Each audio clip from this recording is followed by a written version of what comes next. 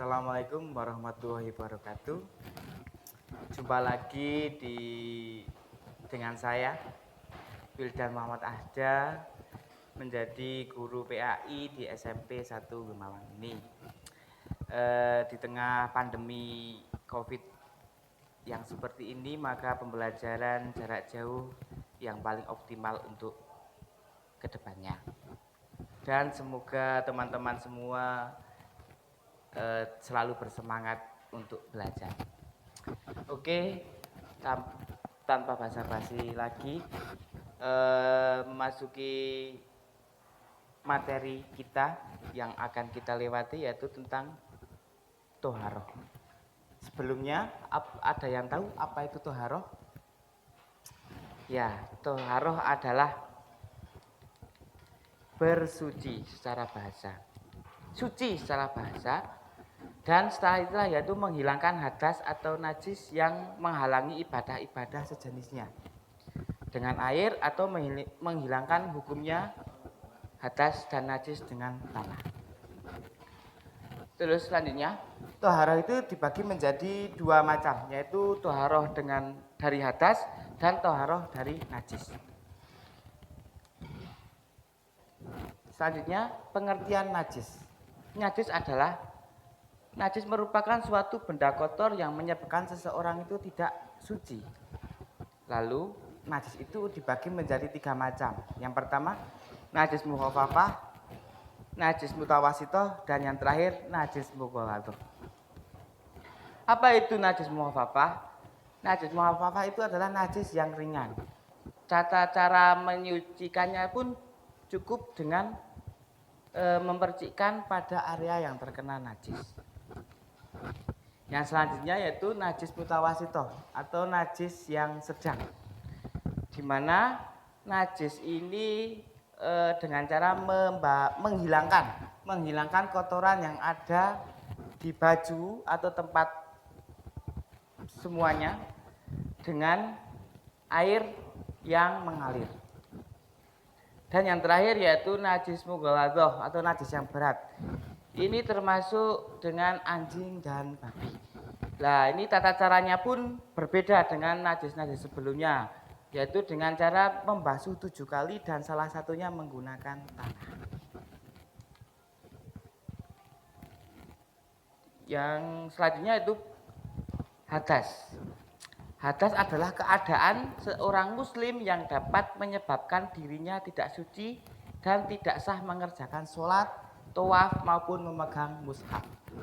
Jadi perbedaan najis dan hadas itu, kalau najis itu adalah bendanya, kalau hadas itu keadaan seseorangnya. Nah, hadas ini dibagi menjadi dua macam, yaitu hadas besar dan hadas kecil.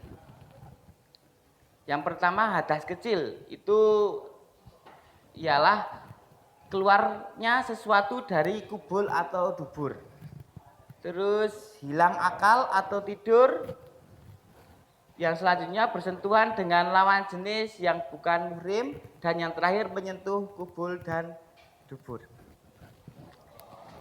Yang selanjutnya ada hadas besar, ialah haid, nifas, wiladah atau melahirkan, dan bersenggama. Yang terakhir. Nah, ini tata cara toharoh untuk hadas besar dan hadas kecil, yaitu mandi wajib. Tata cara mandi wajib pun ialah yang pertama itu niat mandi wajib. Ada yang tahu niat mandi wajib itu apa? Yaitu nawaitu ghusla lirafil hadasil akbari lillahi ta'ala. Yang artinya saya berniat mandi besar karena Allah Ta'ala. Dan yang kedua yaitu dengan berwudu. Wudu menurut bahasa yaitu perbuatan menggunakan air pada anggota tubuh tertentu. Menurut istilah, wudu ialah perbuatan tertentu yang dimulai dengan niat. Mula-mula wudu itu diwajibkan setiap kali hendak melakukan sholat. Tetapi kemudian diwajibkan itu dikaitkan dengan keadaan berhadas. niatnya untuk berwudu pun yaitu nawaitul wudu'a li raf'il hadasil ashghari fardholillah ta'ala. Yang berarti saya berniat wudu karena hadas kecil karena Allah Ta'ala. Oh, ini tadi sudah. Ya, dan bila mana mandi dan wudu tadi kita tidak mendapatkan air atau terdapat halangan pada diri kita, maka kita dianjurkan untuk bertayamum.